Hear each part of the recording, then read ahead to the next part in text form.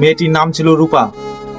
পাড়ার সবাই তাকে ভদ্র মেয়ে বলেই বলতো, কারণ কখনো সে প্রতিবাদ করতো না, কখনো উচ্চ সুরে কথাও বলতো না, কখনো নিজের কথাও জোর দিয়ে বলতো না।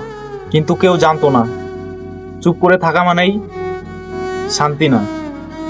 অনেক সময় চুপ করে থাকা মানেই ভেতরে ভেতরে ভেঙে পড়া। রূপা ছোটবেলা থেকেই পড়াশোনায় খুব ভালো ছিল, কিন্তু তার ক্লাস 9-এ ওঠার পরেই তার বাড়ির পরিবেশ বদলে যায়।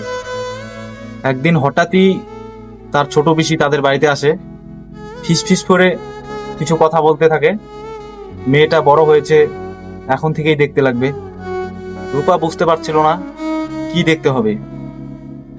একদিন রান্নাঘরে সে দাঁড়িয়ে সব শুনে ফেললো যে তার বিয়ে নিয়ে পাত্র দেখা হচ্ছে। সেই কথা শুনে তার হাত থেকে গ্লাস পড়ে ভেঙে গেল। তার মা তাকে শুধু এটাই বলল, মেয়েদের জীবন এমনই হয়, আর সব মেয়েকেই মানিয়ে নিতে হয়। সেই রাতে রূপা নিজের বই খুলে ভাবছিল যে, কিন্তু অক্ষরগুলো যেন ঝাপসা হয়ে যাচ্ছিল। তারপরের দিন তার টেস্ট ছিল স্কুলে। সে ভালো করে পড়াশোনা করতে পারেনি। স্যার তাকে ডেকে জিজ্ঞেস করলেন, তুই ঠিক আছিস? রূপা হাসলো, সেই চেনা ভদ্র হাসি। স্যার, আমি ভালোই আছি। কিন্তু সে ভালো ছিল না। দিন যেতে লাগলো, বাড়িতে বিয়ের কথাবার্তাও এগোতে লাগলো। রূপা ছোটবেলা থেকেই পড়াশোনায় অনেক ভালো ছিল। তার ইচ্ছে ছিল সে বড় হয়ে নার্স হবে। রূপার বইগুলোও ধীরে ধীরে আলমারিতে যেতে লাগলো, আর তার জায়গায় এলো গয়না, নতুন কাপড়। আর একদিন রাতে সে ছাদে উঠে সে আকাশের দিকে তাকালো। তার মনে ইচ্ছে ছিল, আকাশ এত বড়, কিন্তু তার জীবনটা এত ছোট হয়ে যাচ্ছে। সে প্রথমবার নিজের সাথেই কথা বলল, আমি কি শুধু কারো ঘরের দায়িত্ব? আমার নিজের জীবনটা কোথায়? কিন্তু সে জানে কান্না করে কোনো কিছু বদলাবে না। পরদিন সে তার বাবার সামনে সাহস করে দাঁড়ালো, কিন্তু তার হাত পা কাঁপছিল, গলাও শুকিয়ে যাচ্ছিল। তবুও সে বলল যে, বাবা, আমি পড়তে চাই, আমাকে আরো 2 বছর সময় দাও। 2 বছর পরে যদি আমি কিছু করতে না পারি, তখন তুমি যা বলবে সব আমি মেনে নেব।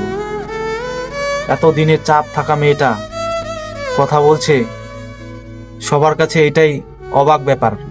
তার বাবা রাগ করলেন, তার মা কাঁদলেন, রূপাও কাঁদল, কিন্তু এবার ভয়ে নয়, লড়াই চাপে। সেই দিনটা ছিল রূপার জীবনের মোড় ঘোরানো দিন। সে আগের চেয়ে দ্বিগুণ পরিশ্রম করতে লাগলো। রাত জেগে পড়লো, অপমানের কথা, আত্মীয়দের কথা, সব কিছু যেন তাকে আগুন হয়ে এগিয়ে দিল। রূপার গল্পটা শুধু রূপার নয়, অনেক মেয়ে আজও নিজের স্বপ্ন লুকিয়ে রাখে, শুধু কাউকে কষ্ট না দেওয়ার জন্য। অনেক মেয়ে চুপ করে থাকে, কারণ তারা ভাবে তাদের কথা কেউ শুনবে না। কিন্তু একবার যদি সেই চুপ থাকা মেয়েটা কথা বলে ওঠে, তার কণ্ঠের স্বর শুধু তার জীবন না, পুরো প্রজন্ম বদলে দিতে পারে। বছর 3 পর সে মেডিকেল কলেজে ভর্তি হলো। ভর্তির চিঠি নিয়ে সে যখন তার বাবার সামনে এসে দাঁড়ালো, তার চোখে ছিল জল। তার বাবা চিঠিটা পড়ে চুপ করে বসে রইল। তারপর তাকে বলল ধীরে ধীরে যে, আমি ভুল ছিলাম। আজ রূপা হাসপাতালে দাঁড়িয়ে রোগীর পাশে থেকে মানুষের সেবা করছে। কেমন লাগলো রূপার গল্প তোমাদের? অবশ্যই কমেন্ট করে জানাতে পারো, আর ভালো লাগলে একটা লাইক করে দিও।